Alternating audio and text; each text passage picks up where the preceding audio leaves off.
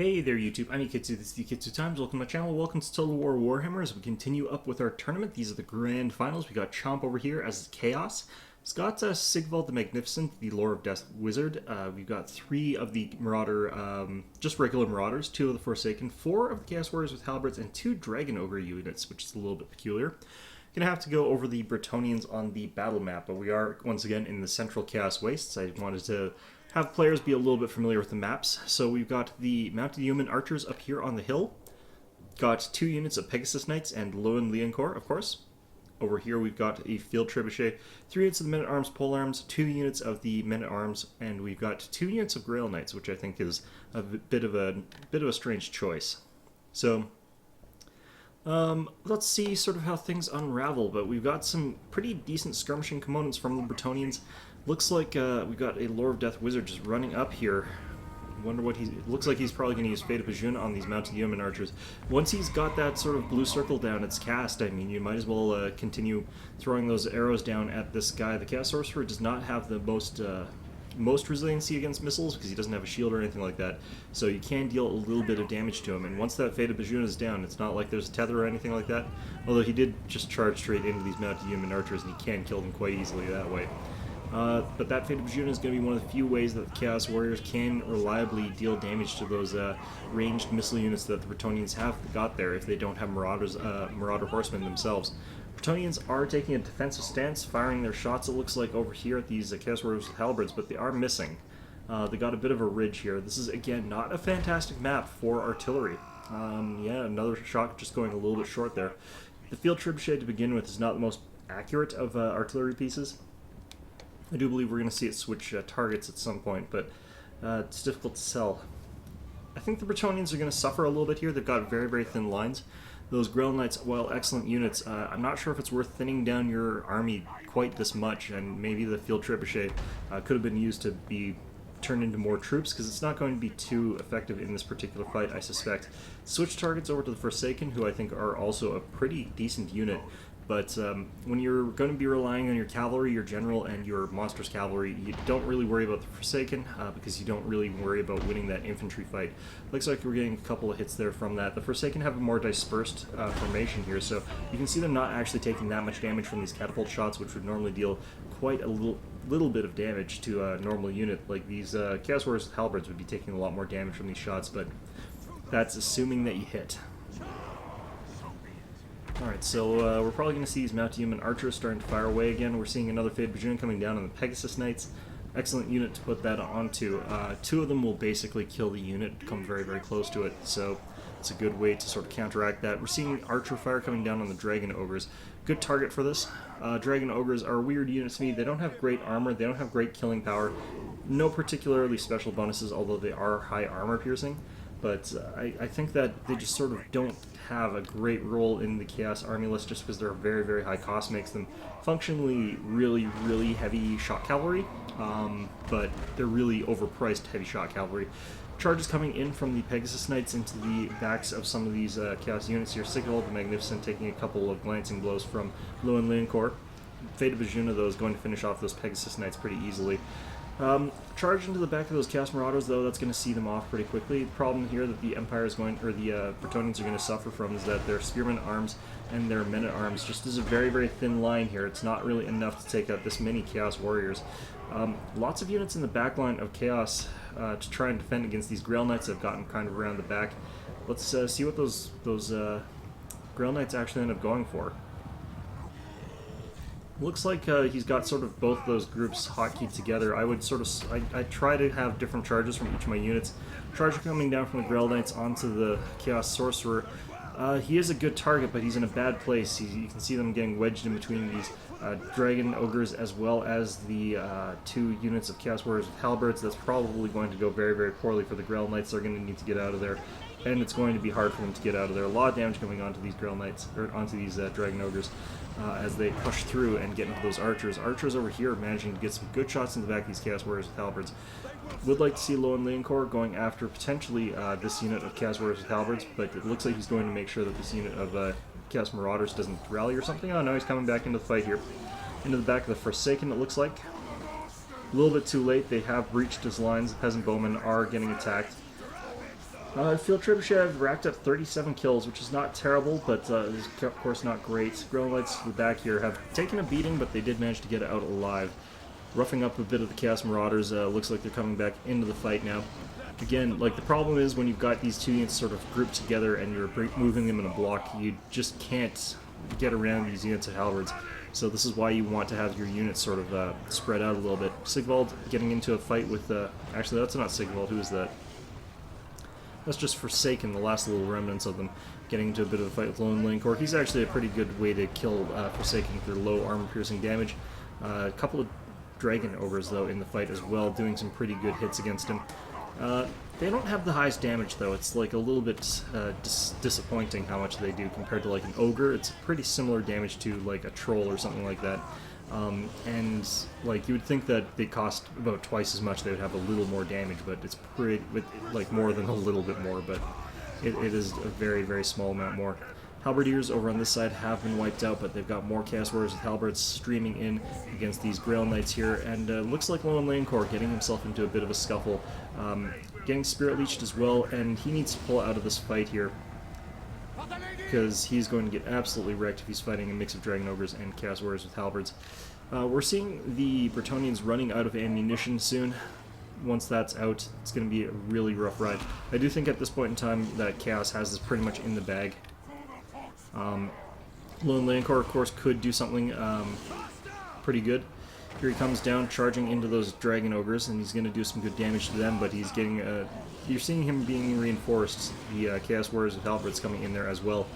And the Men-at-Arms, Polearms, plus Lone Linkor are no match for the unit of Dragon Ogres plus the unit of Chaos Warriors with halberds plus Sigvald, so all that combined is going to be a complete mess there. They did manage to take out, it looks like, the Death Wizard. And it looks like these Chaos Warriors with halberds are being a little bit fussy about getting into that fight there. But I do believe, yeah, there goes Lone Linkor.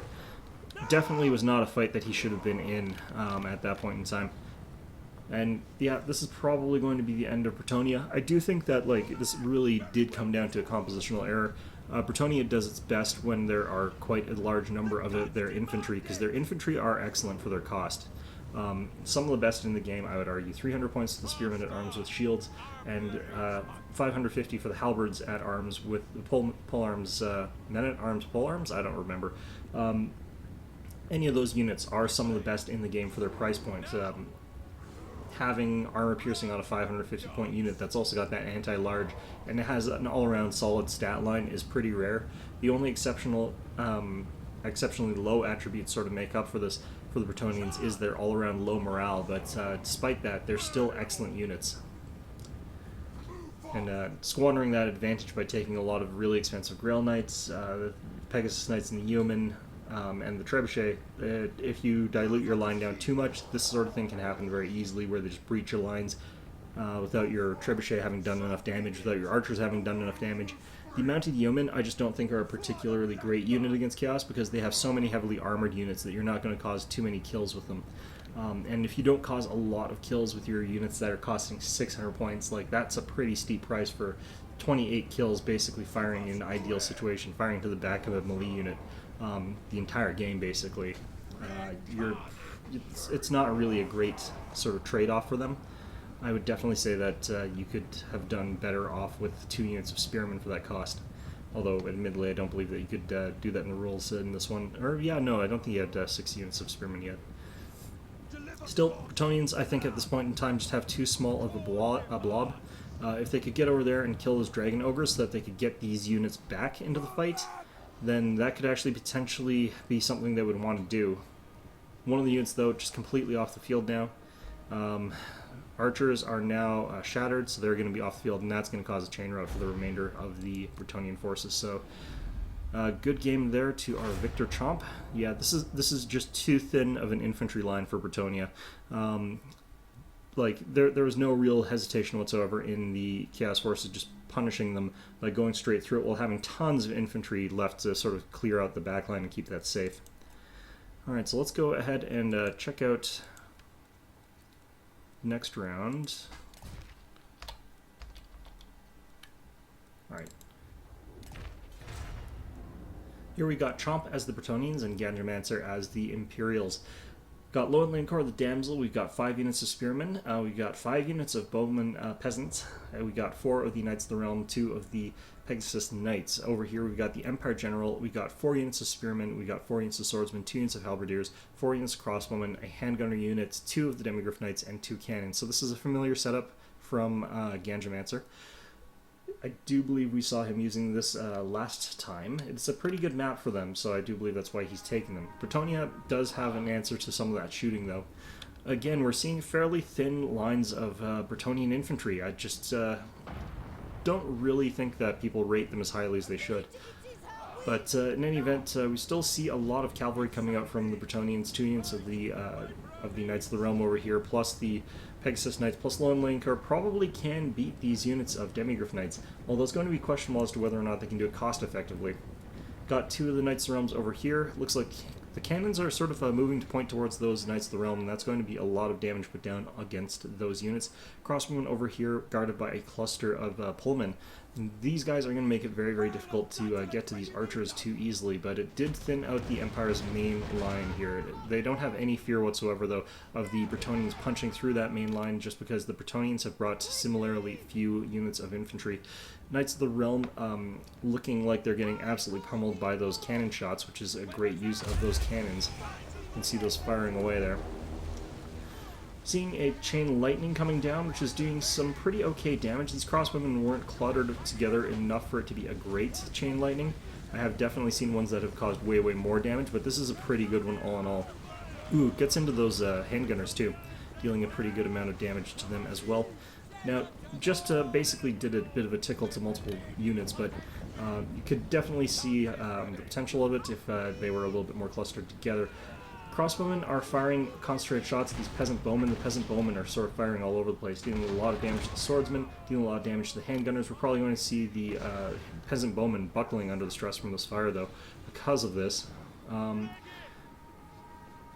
Looks like some of those handgunners are gone now, so we're probably going to see the crossbowmen being the next target of this. The Empire is being outshot just slightly, but at the same time you're seeing like some of the halberdiers and stuff like that getting shot at here. They're a very, very good unit for the peasant bowmen to be firing at, so I don't see why not.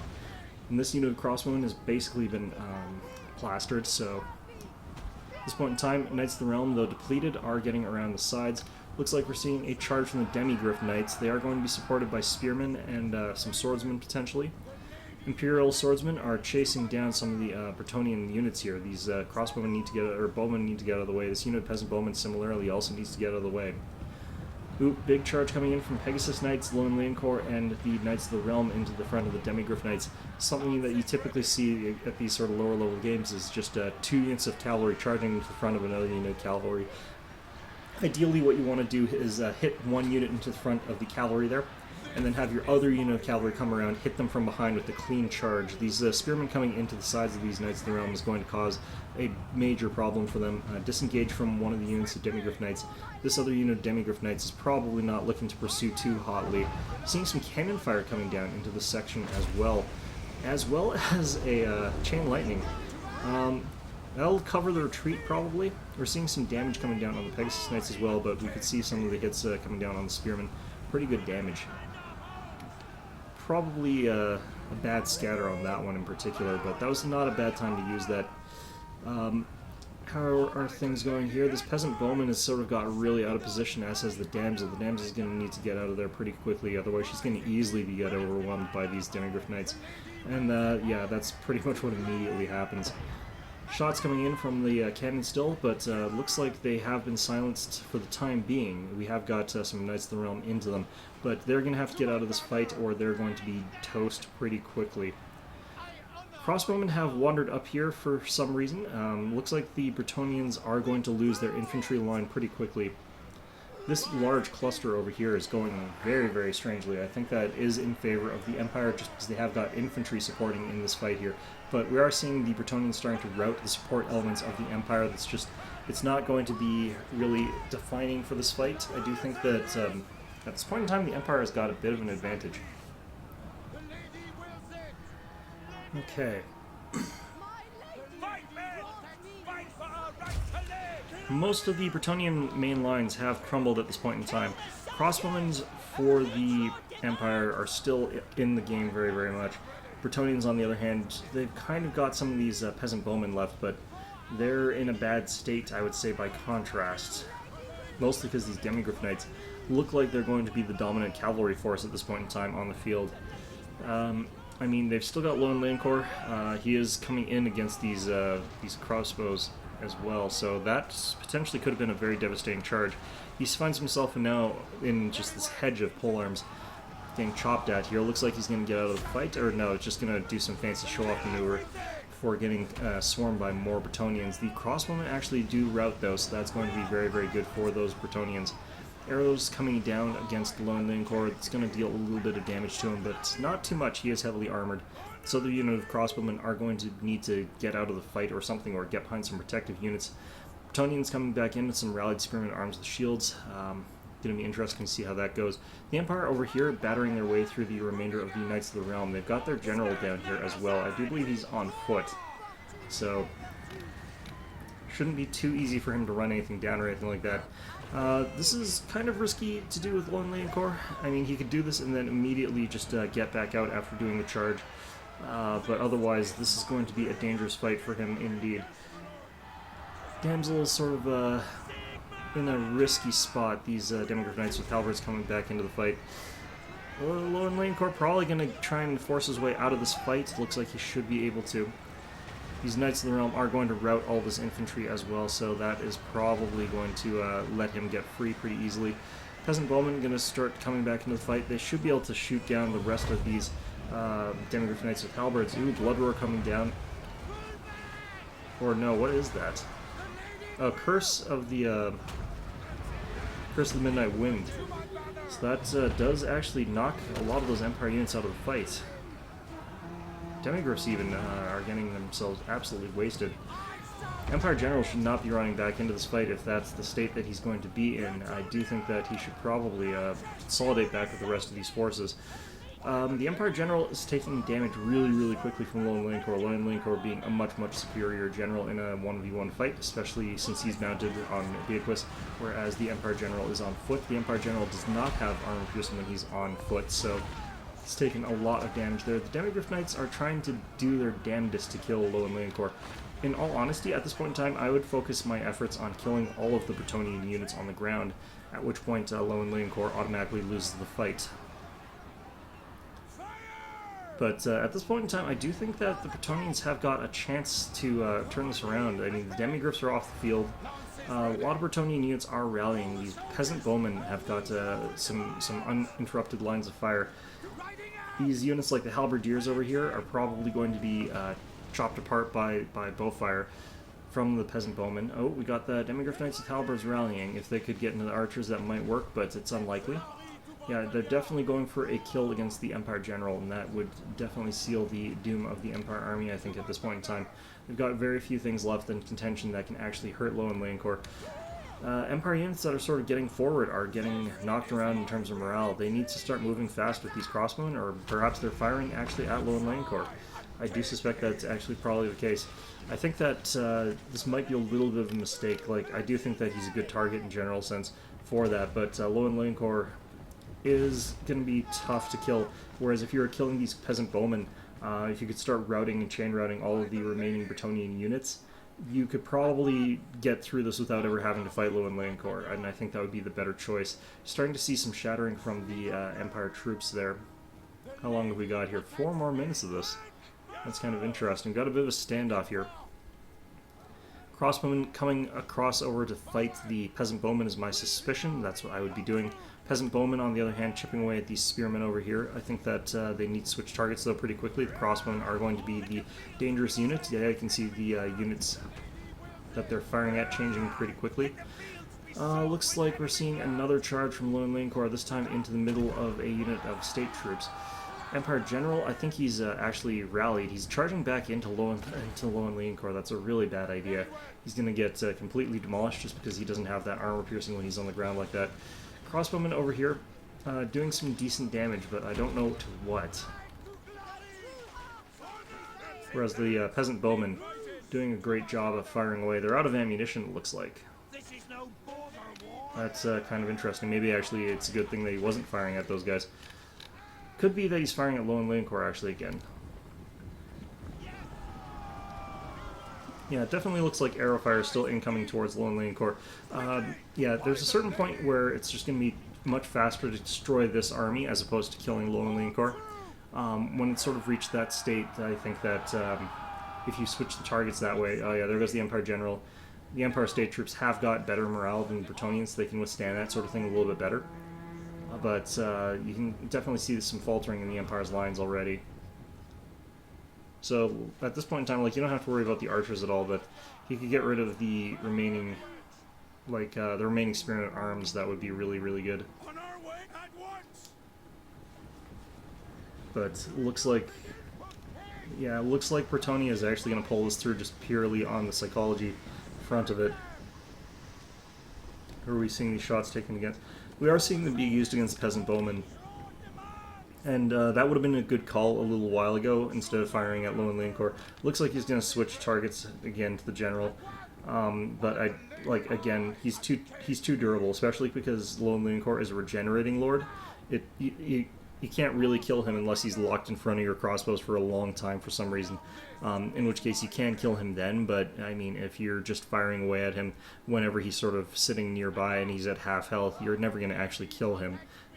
At this point in time, it's probably going to just mean that the Empire doesn't have the resources left to actually win against the remaining Bretonnian troops. So we are seeing them cluster back together to consolidate, but Bretonnians have actually got a decent formidable line here, and with their general and the fact that if the Empire troops had killed all of the stuff off before Lone Lane Corps could get back into the fight, then they could have won. At this point in time, though, since, well, he can actually just charge right into the middle of that, it looks like, getting a Goomba Stomp against the unit of crossbows and then getting back out of the combat. Yeah, he's going to be able to get out of there without very much damage at all. I mean, you can check, like, his health here. You can see it's pretty quick and how fast that ticks back upwards. Like, he's one of, by far, the strongest lords in the game because of the regeneration ability, the damage reduction ability. Like, he's so tanky that he's really, really hard to get rid of. Because of that, I do think that he's probably one of my favorite ones to take. He's one of the only air ones that I'm willing to take as well. Here we can see him coming in. He's just doing these runs against his crossbowmen because the Empire refuses to sort of like move up to engage against the Bretonnians. Like, I don't really know why he isn't. It's too late now because he's down to like these 4 melee units plus the unit of crossbowmen. But like, he's really fixated on trying to kill this general, but he can't. Like, there's no way that it's ever going to happen. And now the Bretonnians, because he's frittered away that advantage that he had a few minutes ago. Like, if he'd done it 5 minutes ago, he would have won. But at this point in time, yeah, like, there's the surrender. So, that one was just some really, really bad late-game decision-making, in my opinion, I think. Just focusing the wrong things, just tunnel visioning on that general when you have got a composition that really cannot deal with a general. The easiest way is to just kill everything else if you don't have the tools to deal with him. Alright, so we're on to round 3 of 3. We've got Chomp as the Orcs, and we've got Ganjamancer as the Orcs. This is going to be one of our few mirror matches. Looks like we're going to see Spiders versus Giants, and that's quite interesting to see. We've got Azag the Slaughterer versus Azag the Slaughterer. We've got a Goblin. We've got 4 units of boys, 2 Biggins, 2 Arrow Boys, 4 units of the Wolf Riders, 2 Spiders, and Doomdiver versus Azag the Slaughterer, 2 Goblins, 3 Boys, 4 Goblin Archers, 4 of the Orc Boar Boy Biggins, and 2 of the Giants. So this is going to be a battle of monsters. Gigantic monster battle. I do actually think that in a fight just versus each other, the Giant is more economical because you're not paying for armor in that particular case. And the Giant actually has a lot more morale. I do also like the fact that he's got those Orc Boar Boy Biggins against those Spiders because they do really well against them. But the rest of the armies, I do think that this is, again, a very, very thin melee line. Orc Boys not being the best of units. We're seeing right away these Goblin Wolf Riders getting charged by Orc Boar Boy Biggins, like, immediately, so that's not ideal. Over here, he's got a little bit more leeway over on this flank, so he's going to be able to pull those out a little bit more easily. We are seeing air for both Azags here, so that's going to be quite good to see. That Doom Diver catapult just sort of plugging away at whatever it can fire at, but it's not too important. One of the things that is dangerous about this, though, those Orc Arrow Boys are going to shred through that giant pretty easily, whereas the Goblin Archers not going to really do any damage to the Ragnarok Spiders. We saw a miscast coming down from Azag the Slaughterer over on Ganjamancer's side, causing him a pretty big chunk of damage, which means that he's actually probably dealt as much damage to himself as he has to that Ragnarok Spider. He's taking some shots from those Orc Arrow Boys, but they need to switch fire over to the Giant. The Giant being, of course, the much more dangerous threat between the two. Looks like the Goblin Wolf Riders on this side have sort of given up the ghost, but they're swarming in on this side against a unit of Orc Boys. It's not going to be the best charge for them or anything like that. Doom Diver getting hit. Ooh, another unlucky miscast from Azag the Slaughterer. I don't know why he's using Overcast on the Spirit Leech, because he can just move in there and cast that. He's charging in against this unit of Goblin Wolf Riders to prevent too much damage from happening to these Goblin Archers. Giant getting knocked over by the Spider. Pretty interesting to see that that's happening here. I would love to see these Giants being the priority target, though, for those Arrow Boys. I don't really actually think that there's very much that that can actually defeat the Spiders on the side of Ganjamancer. I think that he's going to have a real rough time. Spirit Leech coming down on Azag the Slaughterer for Ganjamancer. That's going... Oh, wow, look at this route here. Center line just got absolutely gutted. We are seeing Spirit Leech still coming down on the Ragnarok Spider, and that means he's going to lose this duel against the Giant here. Giant is surrounded by a whole bunch of other stuff, but looks like that Spider is just getting thwacked around, and these boys don't really have the damage to deal against that Giant, really, so nothing too much going there. The Ragnarok Spider can just turn around and kill Azag without too much effort. We're still not seeing that many shots being put up against these Giants from the Arrow Boys, and in fact we see the Arrow Boys walking inably against it, so it's not good. Alright, we got the Spider, the Giant, the Orc Boys. Here comes the Orc Boy Biggins into the rear of these Orc Boys. That's going to actually be a really good charge for them. I am liking that. That does knock out the Orc Arrow Boys. That was going to be key to defeating that Giant. You know, you need those sort of things. Orc Boy Biggins over here, coming into the fight. They're over here, like the Ragnarok Spider starts breaking, and that's going to be a big loss for the Orcs with the Ragnarok Spiders. So that's Chomp. This Giant over on the one side, just about out of the fight, but this other one full health. And this Ragnarok almost full health, but this one out of the fight. So, you know, it's kind of got a symmetry going there. More of these Orc Boy Biggins pouring into the fight. Not a whole lot to defend that back line, so that's going to get in there and start dealing some damage to that Ragnarok Spider. The Ragnarok Spider is now getting double teamed by dragons, or by Giants rather, so that's not an ideal situation to be in. These Orc Boy Biggins as well, capable of putting down a lot of hurt to something like an Orc Boy Biggin. To an Ragnarok Spider, sorry. Azag over here getting a little bit carried away with his pursuit of something, but these Goblin Wolf Riders doing a great job. Just running down random units. This one Giant is just about dead. If you can kill that, that's going to be a real help to him. Your other Ragnarok Spider could come back into the fight and start chopping through these Orc Boy Biggins over here. I think that would be a tough fight for them, but if they went to the back of these ones over here, that would probably be a really good way to make sure that his units had a little bit of assistance there. Looks like it actually decided to start routing again. Orc Arrow Boys over there, not doing anything in particular. And Azag here fighting a Giant and some Orc Boy Biggins. These are dangerous things for him to be fighting. His morale is actually getting quite low quite quickly, but it does distract those units away from things like his Ragnarok Spider, which are much more important in this fight. Gets back into the air. Lots of units rallying for Ganjamancer. They're going to be able to come back into the fight, but it's going to definitely be too little too late for those. Especially, I don't see his general anymore. Not sure if he died, but more likely he ran off. Orc Boy Biggins over here getting into a bit of a fight with Goblin Wolf Riders. It's at the point where that could actually work out in the favor of those Goblin Wolf Riders, just because the morale differences. Archers coming back into the fight. They're finally, hopefully, going to start firing at that Giant. I mean, this Giant has had way too much easy free reign, considering how easy he should have been to kill. Ragnarok Spider getting some good knocks on him. Alright. And we're seeing this Giant just getting picked on, like poor little bastard. Orc Boar Biggins coming into the rear of this unit of Orc Biggins. Orc Biggins are going to be able to hold the line against them pretty well. Azag the Slaughterer joining in on the fight, just crushing in, dealing a lot of damage. Probably is going to rout these units. Yeah, that's one shattered even. I mean, army losses is also starting to take its toll, and that's going to be Shattered Giant, so that's going to be the third game. And that is, you know, I think that these players in this point in time are just really underrating some of the core infantry for these factions, and it's really coming around to kick them in the teeth. You